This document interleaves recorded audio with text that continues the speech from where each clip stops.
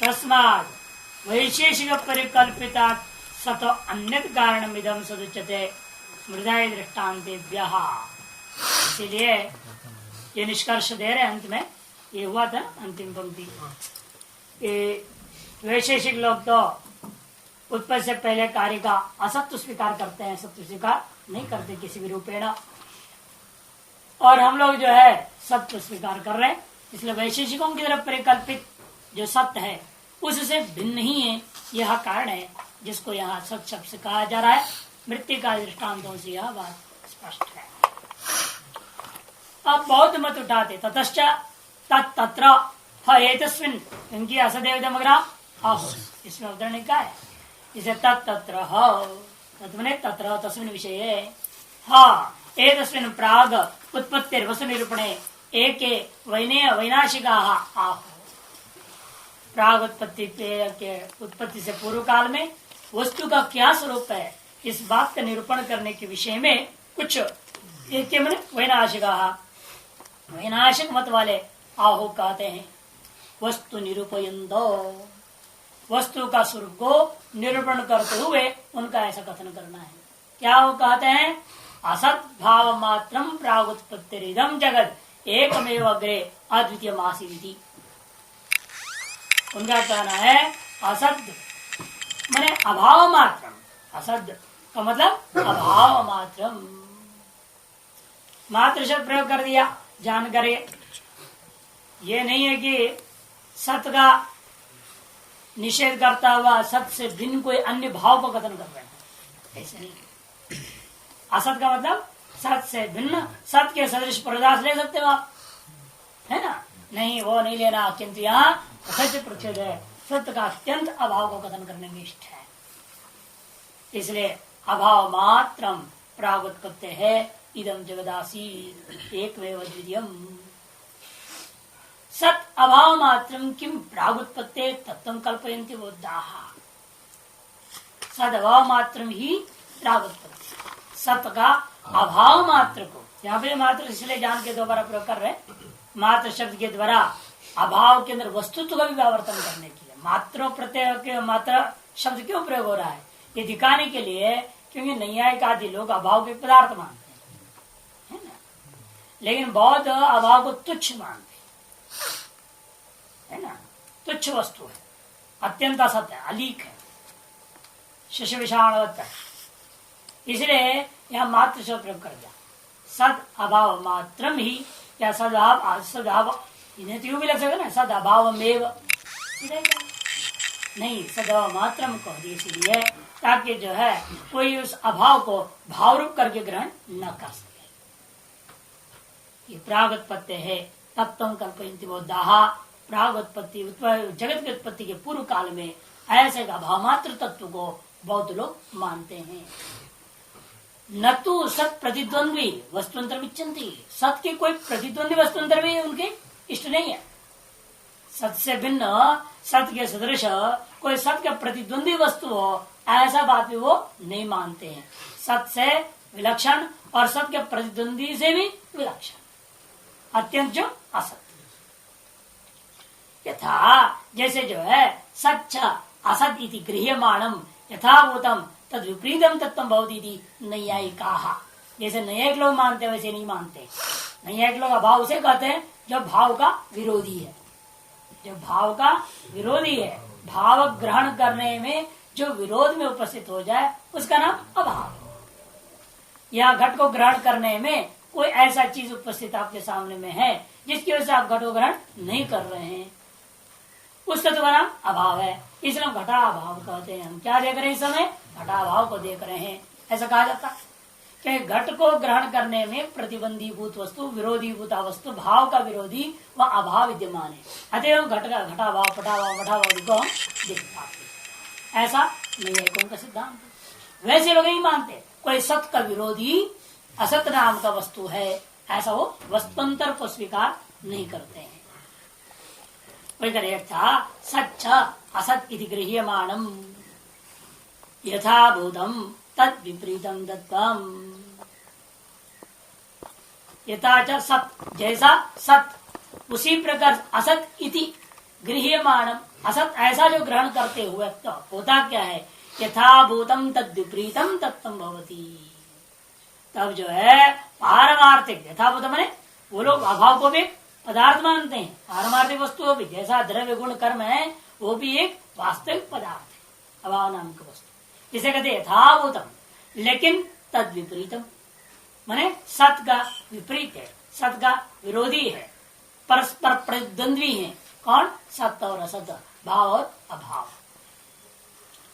ऐसे एक तत्व को वे लोग कौन? नैयायिकाहा मानते हैं। भवती थी नैयायिकाहा होता है ऐसा नैयायिक लोग मानते हैं, वैसे ये लोग नहीं मानते। ननु सत अभाव मात्र प्रवृत्त विनाशिक कथम प्रवृत्ति इदम आसीत। असत एकमेव अद्वितीयम, ये सब शब्द कैसे प्रयोग होगा फिर? यदि अत्यंत असत वस्तु है, अलीक पदार्थ है, तुच्छ पदार्थ है, उसमें एकम अद्वितीयम आसीत अग्रे, ये सब कैसे संबंध होएगा? अन्वय कैसे करोगे? क्योंकि कोई वस्तु तो मानना पड़ेगा ना जिसका विशेषण रूप में आप इन सबको अन्वय कर सके, ऐसे सारे विशेषण व्यर्थ हो जाएगा। पता है ननो सत अभाव मात्र प्रागुत्पत्ति विपरीत वैनाशिक ही तरी कथम प्रागुत्पत्ति। यहाँ वैनाशिक के बाद विश्राम नहीं होनी चाहिए, कौमा होनी चाहिए, भले डालो नहीं तो वो भी ना रहे, कोई आपत्ति नहीं। सद अभाव मात्र प्रागुत्पत्ति के पहले यदि वैनाशिक में स्वीकार किया गया है, फिर तो किस प्रकार से वे लोग प्रागुत्पत्ति है इदम आसित, प्रागुत्पत्ति पहले यह था, ऐसे कैसे जोड़ेंगे? यह असत रूप में था, है ना, और एकम एवं अद्वितीयम, ये सारी चीजों को भी असत में अन्वय कैसे करेंगे? अलिक पदार्थों में मैंने घटाभाव को भी एक पदार्थ मान लिया तब तो ठीक है, एक घटाभाव है, दो घटाभाव है, तीन घटाभाव है, एकत्व व्यवहार हो जाएगा। लेकिन अत्यंत असत पदार्थ में संख्यान्वय कैसे करोगे? अद्वितीय विशेषान्वय कैसे करोगे? आसित विक्रियान्वय कैसे करोगे? किस प्रकार कर रहे हैं? इति काल संबंध संख्या संबंध अद्वितीय उच्यते तई कथम तई उच्यते। ऐसे मानने वाले उन लोगों के द्वारा काल संबंध, संख्या संबंध और अद्वितीय किस प्रकार से कहा जा रहा है? बाढ़ नियुक्तम तेषाम भावाभाव मात्र अभिगच्छता।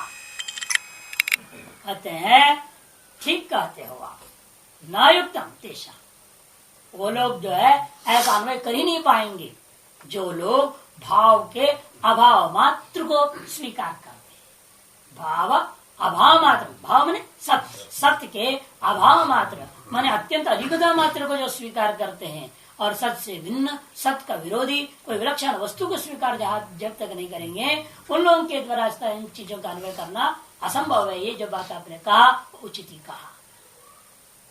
असत्य मात्र विगमो अपि अयुक्त एव, लेकिन वास्तव में असत्य मात्र जो कथन कर रहे हैं वह भी उचित नहीं होता।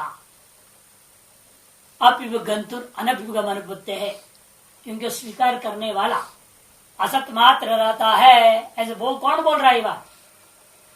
ऐसे कौन स्वीकार कर रहा है? जो भी स्वीकार कर रहे हैं वो तो है ना, कि नहीं है? वो तो है, उनके अपना स्वयं के सत्य को निषेध कर देगा कोई? जो यथार्थ सिद्धांत को अभ्युपगम कर रहा है, स्वीकार कर रहा है, उस अभ्युपगंता का अनभ्युपगम हो नहीं सकता। उस अभ्युपगंता माने यथार्थ सिद्धांत को स्वीकार करने वाला वो अपने आप का भी जो है निराकरण नहीं कर सकता। अतएव उसका अपना सत्य तो वहां माननी ही पड़ेगी। अब वो कहेगा बौद्ध महाराज हम भी वहां नहीं थे, हम जगत में अंदर आने के बाद तो बोल रहे हैं ना। अरे जगत में जब पैदा हो गए तब हम बोल रहे हैं वहां असत था, इसलिए मैं भी वहां नहीं था। अच्छा, मैं भी असत रूप में ही असत ही था वहां उस अवस्था में। यदि कोई कहे तो कोई गलत थोड़ी है। इदानीम अभ्युगंता अभ्युगम्यते न प्रागुत्पत्ति है। अरे इस समय अभ्युगंता जो स्वीकारता है तार सिद्धांतों को, वो अभी बोल रहा है केवल, उत्पत्ति से पहले वो था ही नहीं तो बोलता कहां से वो? इसलिए उत्पत्ति के पहले कुछ नहीं तय कहना ही उचित है। अत्यंत असत्तालिक था, मिथ्या थी, ऐसा मानना उचित है। चेत न, ऐसा आप नहीं कर सकते हो। यदि आप भी वहां ना होते तो क्या था, आप निर्णय कैसे लेंगे? प्रागुत्पत्ति है सत अभाव से प्रमाणाभाव, उत्पत्ति से पहले फिर सत का भी अभाव था, इसमें कोई प्रमाण आप प्रस्तुत नहीं कर पाओगे। प्रागुत्पत्ति असत एव इति कल्पना अनुपत्ति ही, इसलिए उत्पत्ति से पहले जो है असत ही है, ऐसा एवकार के द्वारा अवधारणा पूर्वक जो आप निश्चय कर रहे हो, यह आप किसी प्रकार की कल्पना को आप किसी प्रकार नहीं कर सकेंगे।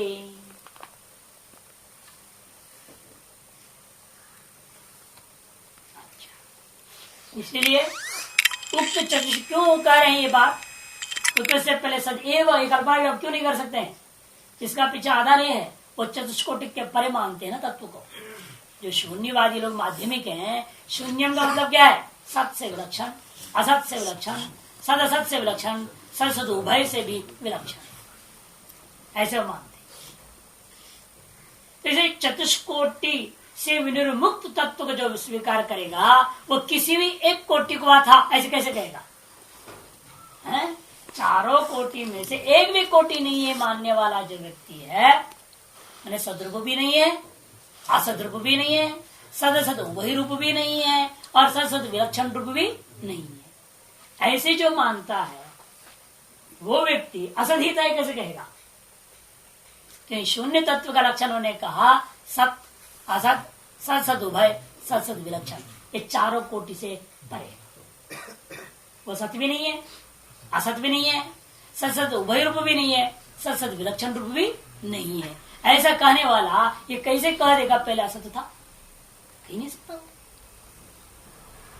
यदि असत था आपने कह, इसका मतलब क्या? चतुष्कोटि में से एक कोटि को आपने स्वीकार कर लिया, सो सिद्धांत हानि हो जाएगी, शून्यत्व का लक्षण ही खत्म हो जाएगा तुम्हारा। इसलिए उन्होंने कहा प्रागुत्पत्ति असत एव, यह कल्पना भी आप नहीं कर पाओगे। कथम शब्दार्थ एकमेव द्वितीयम इति पदार्थ वाक्यार्थपत्ति ही तदनुपत्तौ चेदम वाक्य में प्रमाण प्रसज्जते चेत नहीं दोष। अब कहते हैं पर पक्ष को दूषित कर दिया, वाक्य तात्पर्य को दर्शाने के लिए फिर शंका उठाते, इस तरह से बौद्ध मत भी संभव नहीं, ये खंडन कर दिया। अब कहते हैं कि इतना ही नहीं, असत्य का कोई स्वरूप भी वर्णन नहीं कर सकते, क्योंकि वो लोग अपोह मानते हैं, अपोह सिद्धांत के आधार पर सकल वस्तुओं का जो व्याख्यान कर देते हैं, अतत व्यावृत्ति रूपा है वो। गौ, आपने गौ कह दिया, गौ शब्द का अर्थ क्या है? नहीं, अगौ नहीं है, अगौर नास्ति इति गौ, ये गौ है, इसका मतलब क्या? यह अगौ नहीं है। अगौ मैंने घोड़ा गधा आदि ये नहीं है, ये गौ शब्द का। इधर अयं घटः आप बोलोगे, इसका अर्थ क्या है? अघटो न, ये अर्थ करेंगे। इसका अपोह सिद्धांत उनका मान्यता है। विस्तृत विचार यहां नहीं करना है, थोड़ा बहुत देख लीजिए आनंदगिरी में। अन्य अपोह से शब्दार्थत्व सती, अन्य का अपोह करना ही, अन्य माने हो गया अगो, गौ से भिन्न क्या होगा? अगो, उसका अपोहन करना, उसका निषेध कर दो नास्ति करके, यही उनका कहना है शब्दार्थ है। कितना अंतर है? वैदिक संप्रदाय में अनन्य लभ्यो शब्दार्थ ये सिद्धांत है, और उनका कहना है अन्य अपोह शब्दार्थ। हम कहते अनन्य लभ्य होनी चाहिए, अन्य किसी प्रमाण से जो लभ्य नहीं है वही अर्थ वास्तव में शब्द का अपना अर्थ दिया करता है वाचा। और वो कहते हैं अन्य का अपोह करने का नाम शब्द का अपने वाचा। शब्दार्थत्वे सति अपोह वस्तुनस्तदर्थत्वेवा कथम असदिति शब्द से अर्थ सिद्धि ही, क्योंकि अपोही वस्तुनः, क्योंकि कोई न कोई अपोही वस्तु मानना पड़ेगा ना आपको। अब उसको माने बिना अपोही वस्तुनः सति अपोय वस्तुनः तद अर्थत्व, ये अपोय वस्तु को स्वीकार करने के लिए, क्योंकि अतत्व कहने पहले अतत्व तो मानना पड़ेगा ना। आप यदि कहना चाहेंगे असत्य ही था, ठीक है, आपने कह दिया असदेव, मैं पूछूंगा असत क्या है पहले बताओ। आपको कहना पड़ेगा असत से बिन कौन? सत्य, वो नहीं है, कहना पड़ेगा ना। जैसे गौ का अर्थ क्या है पूछा, तो आपने कहा अगौ नहीं है, अगौ में गधा घोड़ा आदि नहीं है, ये तो आपने कहा। इसलिए असत का मैं अर्थ पूछूंगा, आपको तब बोलना ही पड़ेगा असत से बिन कोई, असत से यानी कौन होगा, सत्य, वो नहीं है, ये अर्थ करनी पड़ेगी ना, अर्थ आपको सत्य को सुधार करना पड़ जाएगा। इसलिए आपको ही वस्तु को स्वीकार करनी पड़ेगी नहीं, अथवा अब उस अर्थ का निषेध तदर्थत्व, या तो असत्य के अर्थ को बोध कराने के लिए आपको तदंतर्भूत छिपा हुआ अर्थ सत्य को स्वीकार करनी पड़ेगी, उसे गर्भीभूत है वो। कथम असत्य शब्द से अर्थ सिद्धि ही, इसलिए बताओ आप असत्य शब्द की भी अर्थ सिद्धि कैसे कर पाओगे, यदि खुद वो असत अत्यंत भाव मात्र रूप है, अभाव स्वरूप मात्र है। आकृतिश्च मीमांसक प्रक्रिया शब्दार्थत्व, ये तो गया पहले पक्ष बौद्ध के हिसाब से, और जो मीमांसक लोग होते हैं आकृति शब्दार्थ है, उनके मत के हिसाब से वो बनेगा नहीं। मीमांसक प्रक्रिया आकृतिश्च शब्दार्थत्व सती एकम अद्वितीय पदयोर आकृतिवाचकत्व योगात्, क्योंकि एकम शब्द संख्यावाचक है, वह आकृतिवाचक नहीं हो सकता। अद्वितीय भी संख्या का निषेध प्रकरण से भी अपर संख्यावाचक हो जाता है। द्वितीयत्व रहित एक अपर संख्या का बोधक है विलक्षण वो, अतः वहां पर भी आकृति नहीं हो सकती, क्योंकि आप जाति को कहा नहीं माना जाता। व्यक्तिरा वेदस्तुल्यत्वम संकरोथाराव स्थिति ही रूप हानि संबंधो जाति बाधक संग्रह। जब व्यक्ति का भेद हो जाए, एक व्यक्ति के अंदर कभी जाति नहीं होती, अतः एक संख्या है और एक संख्या में एकत्व नाम का कोई जाति नहीं हो सकता। इसे आकृतिवान वो शब्द ही नहीं रहा, उस शब्द का कोई अर्थ नहीं रहा, तो विशेषण रूप में कहा नहीं करोगे। अतएव उनके मत में ये भी एक समस्या खड़ी हो जाती है। पद अद्वितीय पदयो आकृतिवाचकत्व योगात् अर्थ अनुपत्ति ही तदभावे च पदार्थ संसर्गाध्यात्म वाक्यार्थ से अनुपत्ति। और जब पदार्थ का ही नहीं रहा बहुत, तदभाव में पदार्थ अभाव, पद का कोई अर्थ नहीं रह गया, तो पदार्थों के परस्पर संसर्ग निर्णय नहीं हो सकता। संसर्गाध्यात्म संसर्गादि रूपा जो वाक्यार्थ है वो भी नहीं हो सकता, कि पदों के अर्थ को लेकर के परस्पर आकांक्षा, योग्यता, सन्निधि, ये कम से कम 3 तो चाहिए, और इन 3 की सहायता से ही वाक्यार्थ निर्णय होता है, वह नहीं हो सकेगा। वाक्यार्थ से अनुपपत्ति, वाक्यार्थ से अनुपत्तो, और जब वाक्यार्थ की उपपत्ति नहीं हुई, इसका मतलब क्या हुआ, उस वाक्य कैसे हो गया, निर्विषम इदं वाक्यम, तब तो वाक्य निर्विषक हो जाएगा, अतएव अप्रामाणिक हो जाएगा। ये पूर्व पक्ष का आशय यहाँ। ननु कथम वस्तु आकृति शब्दार्थ इत्यादि आरंभ हुआ ना भाष्य में, वस्तु सहित आकृति, वस्तु आकृति मैंने वस्तु सहित आकृति को यदि शब्दार्थ मानोगे तो शब्दार्थत्व असत एकमेव द्वितीयमिति पदार्थ वाक्यार्थ उत्पत्ति ही। जब आप वस्तु विशिष्ट आकृति विशिष्ट वस्तु, इसको व्यक्ति बोलते हैं, यहाँ वस्तु शब्द प्रयोग कर रहे भाषाकार ना, वहां न्याय आदि में क्या है, व्यक्ति शब्द होता है। जात्याकृति विशिष्ट व्यक्ति ही शब्द पदार्थ होता है, ऐसा वहां कहा। कोई ने कहा केवल जाति, कोई कहते केवल व्यक्ति, कोई कहते केवल आकृति, और कहीं कहीं आकृति के अंतर्गत ही जाति को भी ले लिया गया है कि जाति का अभिव्यंजक होता है आकृति। यह गौ है, कैसे पता चला आपको, क्योंकि गौ की एक आकृति विशेष आपने निर्णय ले लिया, और उस आकृति को आपने जैसे देखा, चाहे चित्र में देखो कहीं भी देखोगे, क्या होगा, आप क्या होगे गौ, ये तो नहीं कहोगे ना चित्र में भाई इसे तो दूध तो निकलेगा नहीं, इसलिए गाय नहीं है, ऐसे कहोगे नहीं। आकृति के द्वारा वहां गोत्र जाति अभिव्यक्त हो जाता है, अतः उसको भी आप गाय बोलोगे, भले ही अर्थ क्रियाकारित्व नहीं है। उस गाय को घास खिलाओ, खाएगा क्या हो, न दूध देगा हो, चित्र में है, लेकिन फिर भी आप कहोगे ये गाय है। कारण क्या है, आकृति उस जाति को अभिव्यक्त कर दिया। इसे जाति को पृथक नहीं भी मानते हैं कई लोग, अतः भाष्यकार यहाँ 2 ही शब्द ले लिया, वस्तु आकृति, मैंने आकृति विशिष्ट व्यक्ति, जाति को अलग से नहीं कहा। तो जब जाति विशिष्ट आकृति या जाति आकृति विशिष्ट व्यक्ति जैसा भी भाषा में बोल लो, उसी को शब्दार्थ मानोगे, फिर तो इन बौद्धों के इस वाक्य को कैसे घटाओगे, असत देव इदम आसीत, घटेगा ही। यदि पदार्थ वाक्यार्थ कथम उपपत्ति, क्यों ये पदार्थ बोध ही नहीं हो सकता, तो वाक्यार्थ बोध भी नहीं हो पाएगा। तद अनुपत्तो चेदम वाक्य प्रमाण प्रसज्यते चेत नहीं सदोष।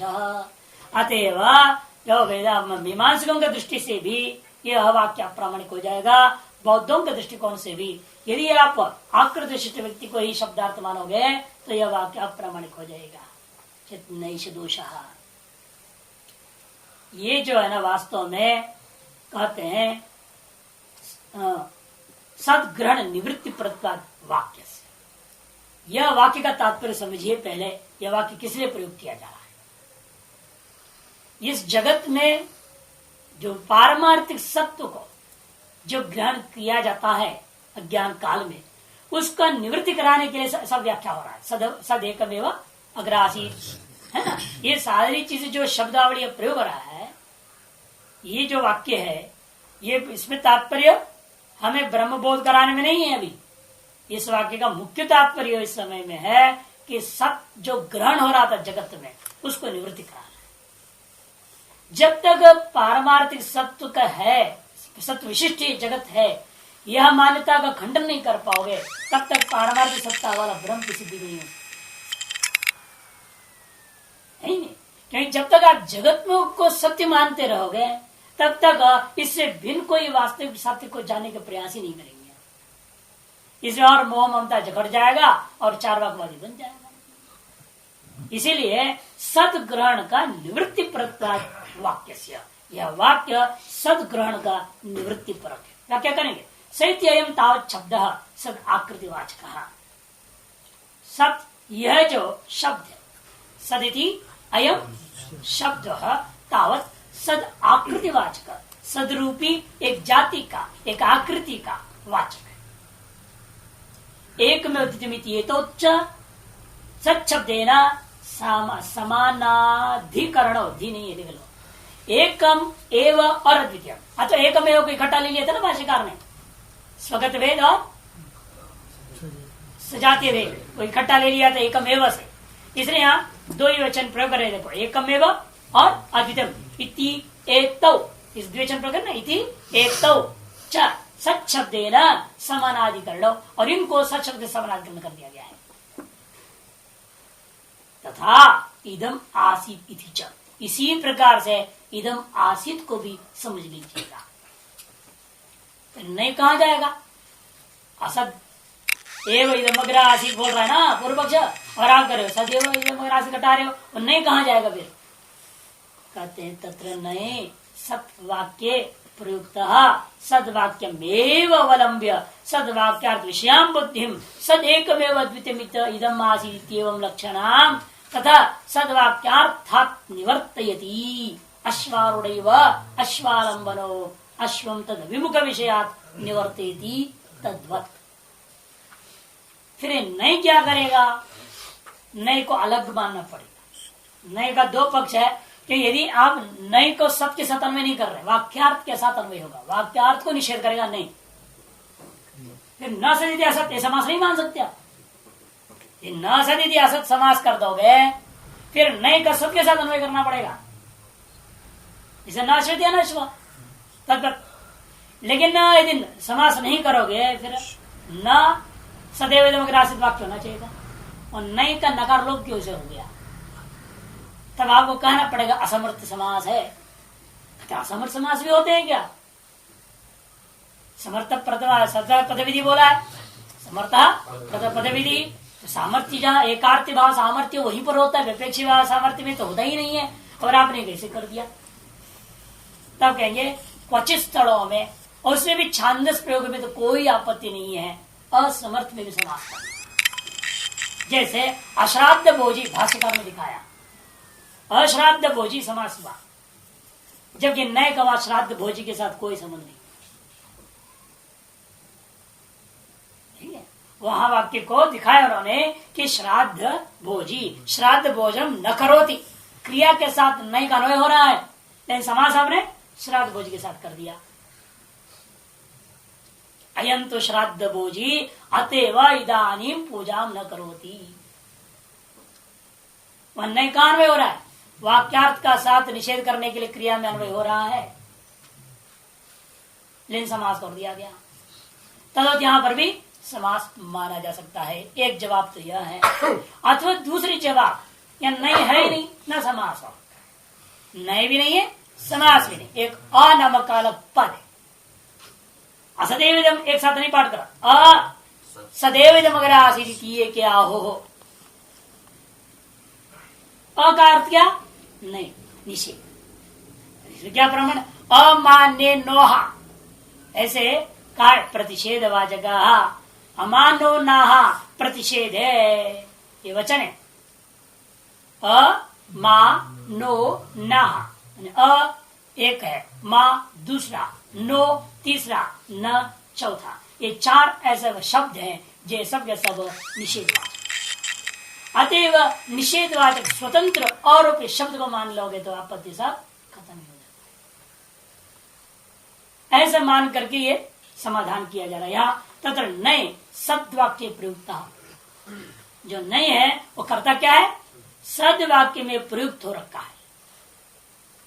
सद्वाक्य में सदैव इदमग्र आसीत एकमेवाद्वितीयम, इस सद्वाक्य में प्रयुक्त हो रखा है। कहा? नए आदि में, असदैव इदमग्र आसीत एकमेवाद्वितीयम, है ना, ऐसा प्रयोग हो गया है। और प्रयोग हुआ यह जो नए कर क्या रहा है? सद्वाक्यम एव अवलंब्य, सद्वाक्य को आश्रित करके, सद्वाक्यार्थ विषयाम बुद्धिम, सद्वाक्यार्थ जनि जो सद्वाक्यार्थ का विषय रूपा वस्तु को लेकर के हुई जो ज्ञान है, बुद्धि है, सद्वाक्यार्थ विषय का जो ज्ञान है, उस ज्ञान को क्या ज्ञान हुआ था? सत एकमेव द्वितीयम इदम आसीत इत्येवं लक्षणा, सत एकमेव द्वितीय था, इस जगत की उत्पत्ति से पहले इत्याकार जो बुद्धि हुई थी, उसके बाद ततः क्या किया इसने? सद्वाक्यार्थात् निवर्तयति, तादृश सद्वाक्यार्थ से निवृत्त करने के लिए नए को अन्वय कर दिया गया। इसे सत ग्रहण की निवृत्ति पर सदेकमेव द्वितीयम इदम आसीत, अग्रे इदम जगत सद एकमेव द्वितीयम आसीत, ऐसे जो ग्रहण हो सकता था उसको निषेध कर रहा है बौद्ध न के द्वारा। इसलिए सद ग्रहण की निवृत्ति पर किस वाक्य को घटाना है।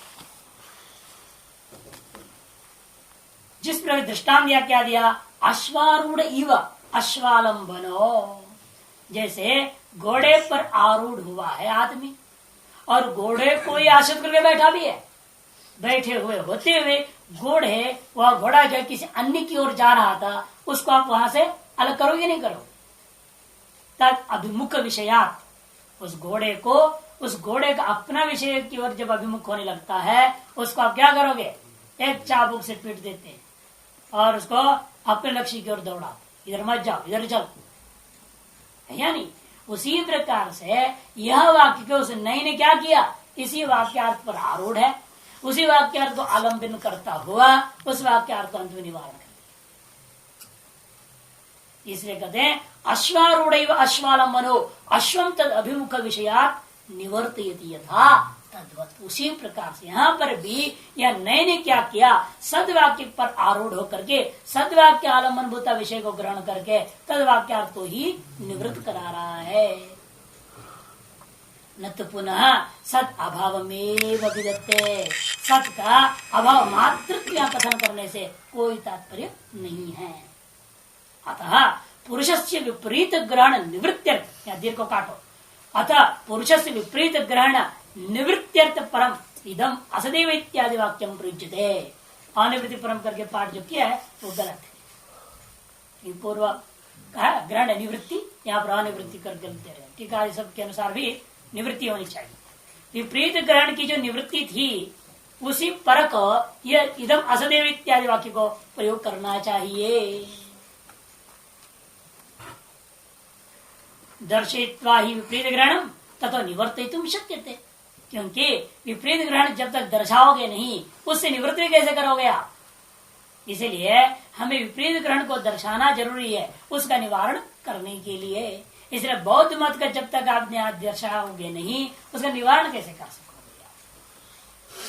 इति अर्थवत्वात्, ऐसा दिखाना प्रयोजन ही नहीं, ऐसा शंका न करें। इस तरह के करना प्रयोजनवत्ता है इसके अंदर। इसलिए असदादि वाक्य से श्रौतत्व प्रामाण्य सिद्धम अदोष, इस असदेव इत्यादि वाक्य भी जो है ना श्रौत है और प्रामाणिक है, यह बात यहाँ निर्दोषता पूर्वक सिद्ध हो गया। तस्मात् असद सर्वाभाव रूपा, इसीलिए तस्मात् असद सज्जाएत, ऐसे था ना बोल में मंत्र में, उसको कहते हैं तस्मात् माने असतः सर्वाभाव रूपात, सर्वभाव रूपा से सत्रूपी विद्यमानम अजायत समुत्पन्नम भवति। वहां तो जायते था, अजायत का आपने कैसे जोड़ा? अडा भाव छांदस, जायत में अटागम होना चाहिए और छांदस नहीं हुआ है, समझो अजायत होनी चाहिए, मंत्र में जायत प्रयोग हुआ है। अच्छा, तदेत विपरीत ग्रहणम महावैनाशिक पक्षम दर्शित्वा प्रतिषेध। अब उसी को प्रच्छेद करने के लिए अगला मंत्र आरंभ होता है छंदों। वह यह जो विपरीत ग्रहण है बौद्धों के द्वारा गृहीत है, वैनाशिकों का जो पक्ष है उसको दर्शाने के पश्चात अब उस दर्शन का निषेध करने के लिए आरंभ होता है। कुतस्तु खलु सौम्यैव गं स्यादिति होवाच कथम असतः सज्जायेत इति सत्यव सौम्येदमग्रासीत् एकमेव द्वितीयम्। कहते हैं कथम असतः सज्जायेत, पहले कुतस्तु खलु सौम्यैव गं स्यात्, हे सौम्य ये जो बोल रहे हैं बौद्ध लोग वैनाशिक लोग, भला ऐसे कैसे हो सकता है? कथम कुतः एवं स्यात्, किस प्रकार हो सकता? क्यों? क्योंकि असत से सत्य उत्पत्ति किसी प्रकार से हो ही नहीं सकता। कथम असतः सज्जायेत, सत्य एव सौम्यमग्रासीत्, इसलिए यह निश्चय कर रहे सौम्य इदम जगत अग्रे उत्पत्ति पूर्व काले सत्तु एव आसीत् एकमेव द्वितीयमिति। तो पूर्व का निषेध करता हुआ किंतु में प्रयोग हुआ, किंतु सत ही था। भाष्यकार कहते कुतस्तो प्रमाणात्, कौन सी प्रमाण से? खलु हे सौम्य एवं स्यात्, इस प्रकार की सिद्धि हो पाएगा। किस प्रकार की सिद्धि? असत सज्जायते कुतो भवेत् कुतचित् प्रमाणादेवं संभवति, न कुतचित् प्रमाणादेवं संभवति। कहते असत जो है, असत से सत्य उत्पत्ति यह कैसे हो सकता है? इसका मतलब क्या? किसी भी प्रमाण से इस बात को आप सिद्ध नहीं कर सकते हैं।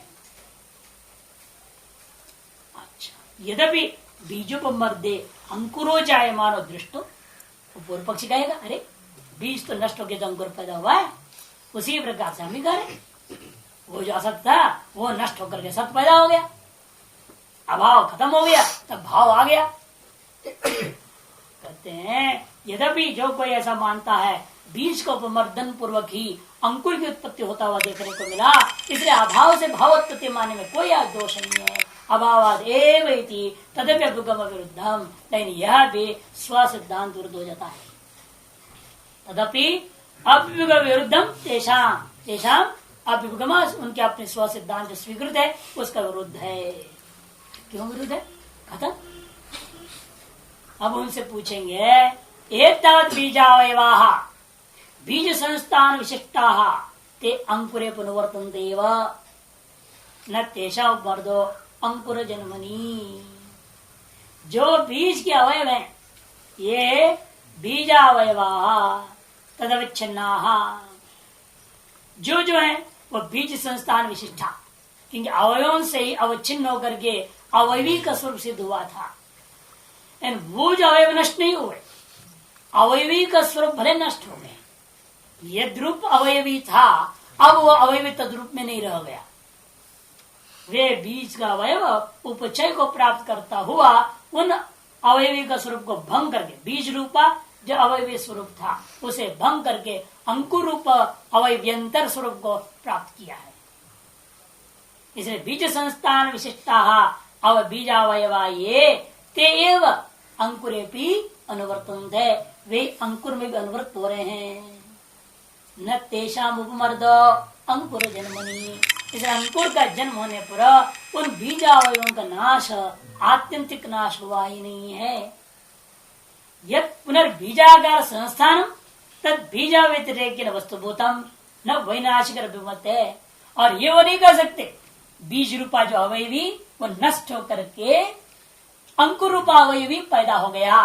ये तो नैयायिक भी मान सकता है, वेदांती हो कहेगा ही, और नैयायिक भी नहीं मानता है, लेकिन वेदांति के पक्ष में तो है ही। किंतु नैयायिक अगर अवयवी प्रथम वस्तु मानते तो हैं, तुम बहुत तो अवयवी अलग मानते ही नहीं हो। परमाणु पुंज ही घट है, घट नाम का कोई अवयवी नहीं है, ऐसा मानते। बौद्ध सिद्धांत में अवयवी नाम का कोई पदार्थ ही नहीं है, तत्व ही नहीं है।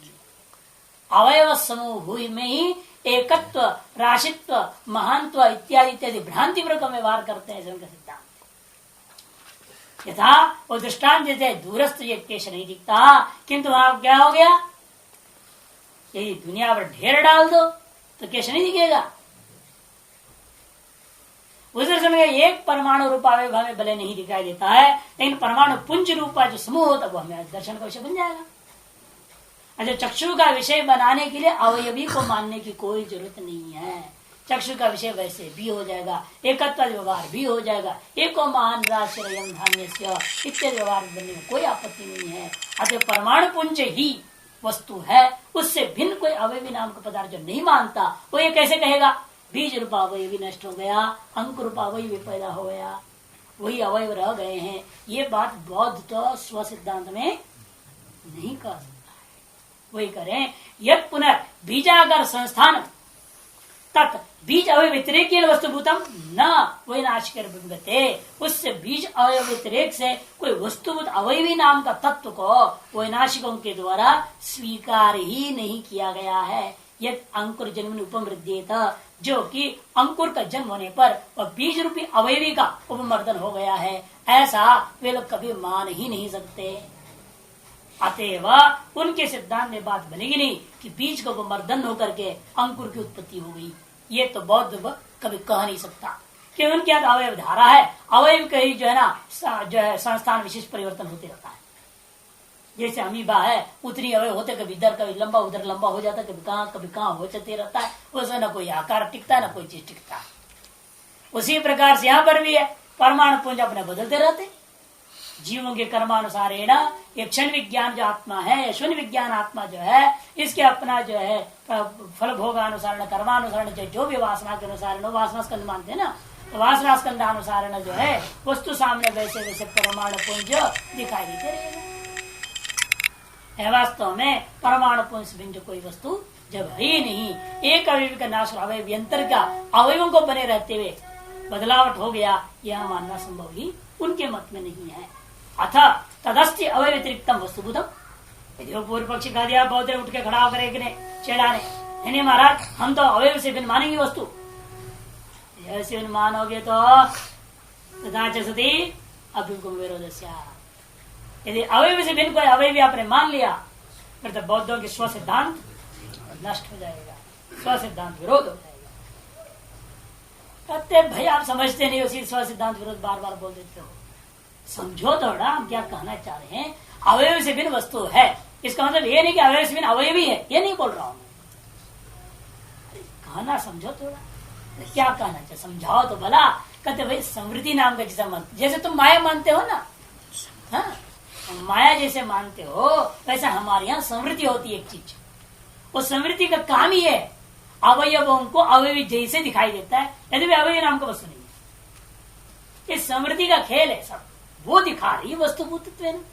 अवयवों से भिन्न वस्तु रूपेण समृद्धि दिखाई दे रही थी, वही समृद्धि अब क्या हो गई, जो बीज रूपेण दिखाई दे रही थी अंकुर रूपेण दिखाई दे रही है। मान्य क्या आपत्ति है। इसलिए बीज को मर्दन पूर्वक अंकुर की उत्पत्ति हो गई, ये मैं कहता हूं तो कोई गलत नहीं।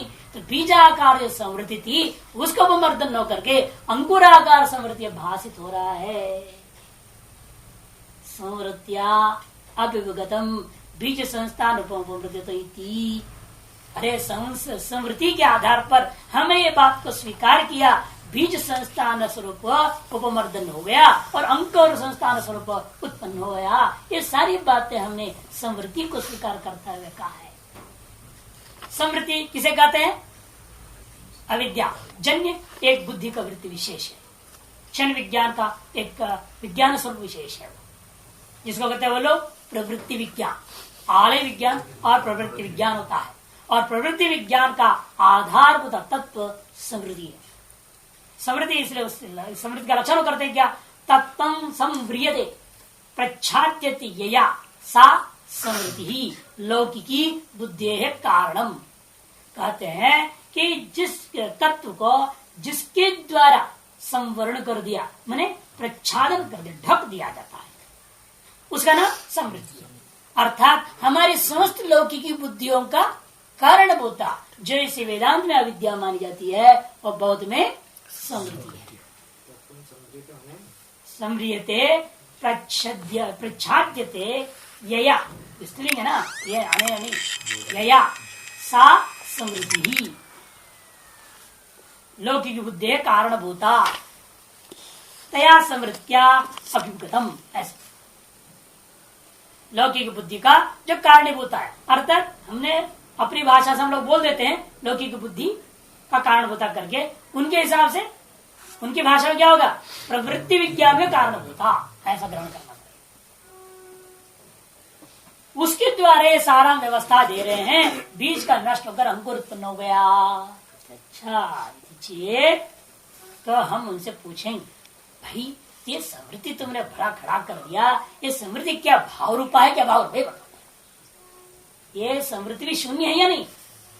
तुम शून्यवादी हो, सर्वम शून्यम बोलने वाले हो, इसलिए हम तुमसे पूछना चाहेंगे ये समृद्धि क्या है? बोला इसको भाव रूपा मानते हो कि अभाव रूपा मानते हो? दोनों में फंसोगे। अभाव रूपा माना तो फंसेगा, भाव रूपा मानेगा तो फंस जाएगा। केयम समृद्धि नाम किम असौ अभाव उत भावयति। भाष्यकार विकल्प उत्थापन करके खंडन करने के लिए जवाब आरंभ करना चाहते हैं। इसे करें, बताओ ये समृद्धि नाम की जो चिड़िया आपने खड़ा कर दी, ये क्या है? ये वस्तु अभाव रूपा है। किम असौ अभाव रूपम उत भाव रूपम चेत, उसे यदि अभाव दृष्टांत अभाव, यदि वह अभाव रूपा है फिर आप कोई दृष्टांत सिद्ध नहीं कर सकेंगे इस वस्तु।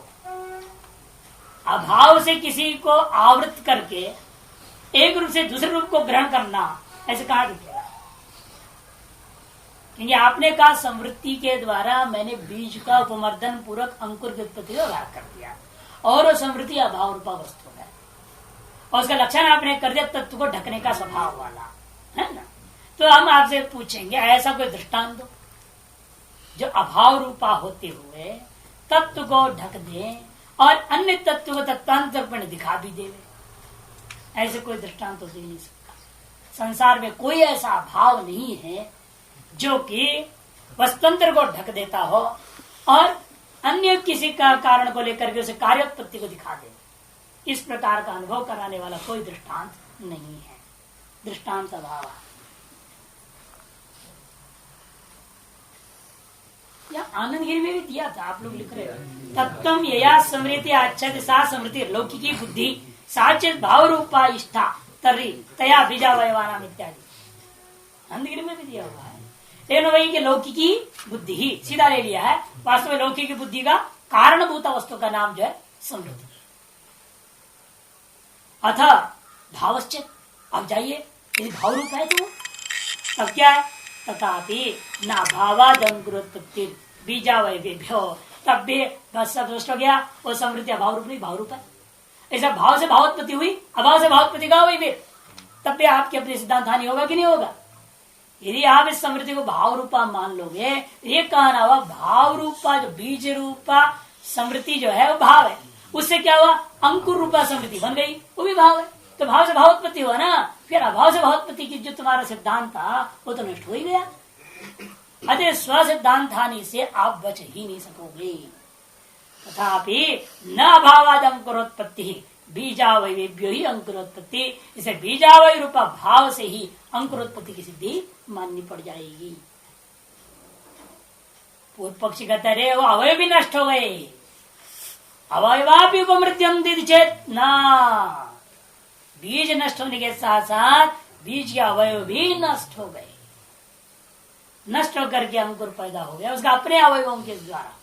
क्योंकि क्षण विज्ञान में तो यही मानते ना, पूर्व जो क्षण विज्ञान है उत्तरोत्तर क्षण विज्ञान को उत्पन्न करता हुआ स्वयं नष्ट हो जाता है, नष्ट होने से पूर्व उतना एक काम कर देता है जो उस स्वक्षण विज्ञान में स्वलक्षण होता है, जो वह क्षण विज्ञान में जो कुछ भी अनुभूति की वासना थी उस वासना को उत्तर क्षण उत्पन्न होने वाले क्षण विज्ञान के अंदर वासित कर देता है। ये उनके एक विलक्षण सिद्धांत।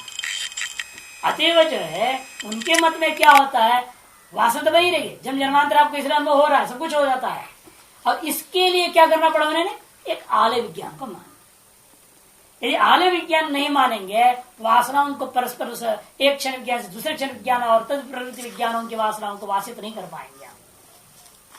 इसे आलय विज्ञान रूपये नीचे का धारा मान लिया। अब उसपे ऊपर जो है लहर जो है वो प्रवृत्ति विज्ञान हो गया।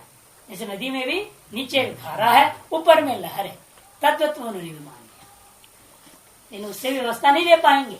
इसलिए वसुबंधु जो नव्य बौद्ध है उन्होंने और भी आगे बढ़ करके कहा कि नहीं नहीं, हमारे यहाँ विचार कोटि है, जैसे तुम्हारी वेदांत में है वैसे यहाँ भी तुम लोग समझे नहीं हो, हम समझाते। उन्होंने बनाया परिनिष्पन्न विज्ञान।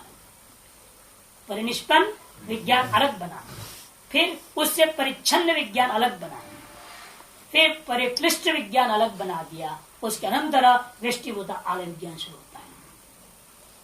और परिनिष्पन्न कुछ नहीं है, निर्गुण निराकार का नाम परिनिष्पन्न।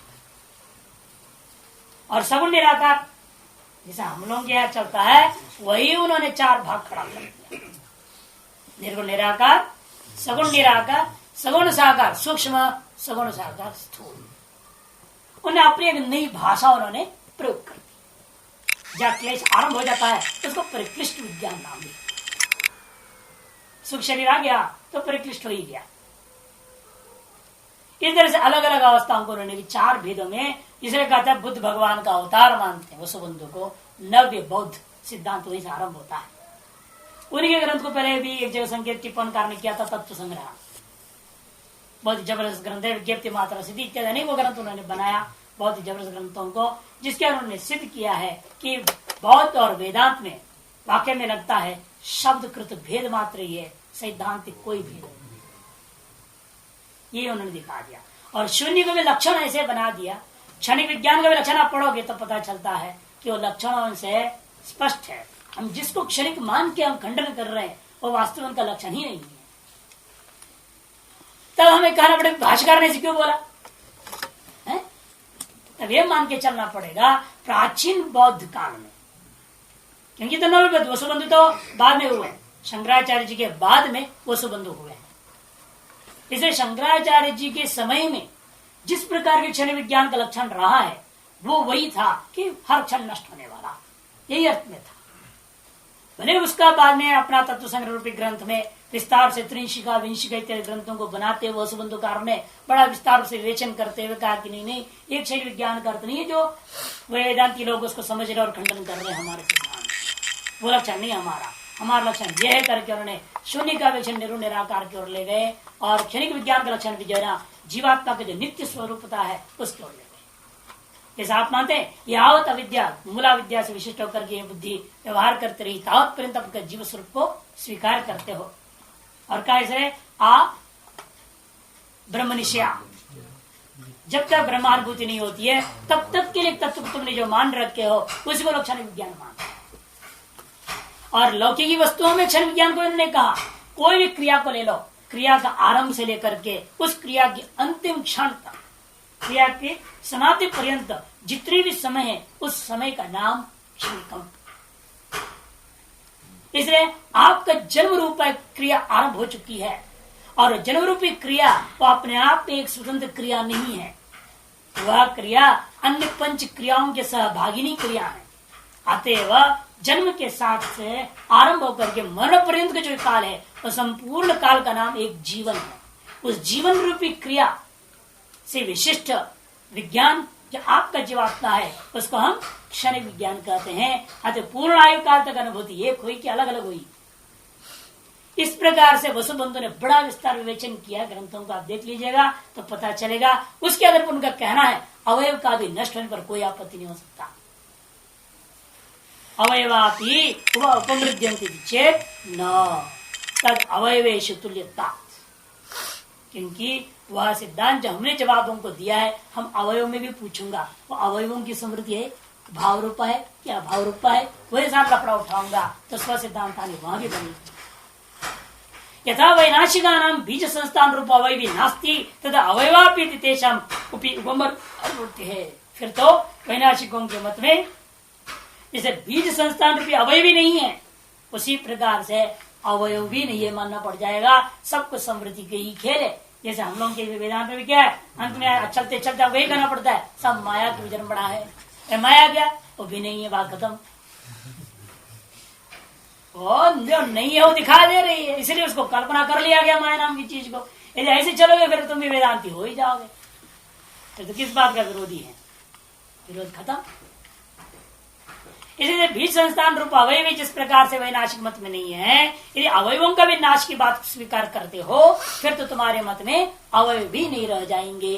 केशव मर्दन पत्ति अतएव जब हो ही नहीं, उस तत्व को उपमर्दन का शंका भी समाप्त हो जाता है। इत्यादि विस्तार से विचार करेंगे। ओम पूर्णमद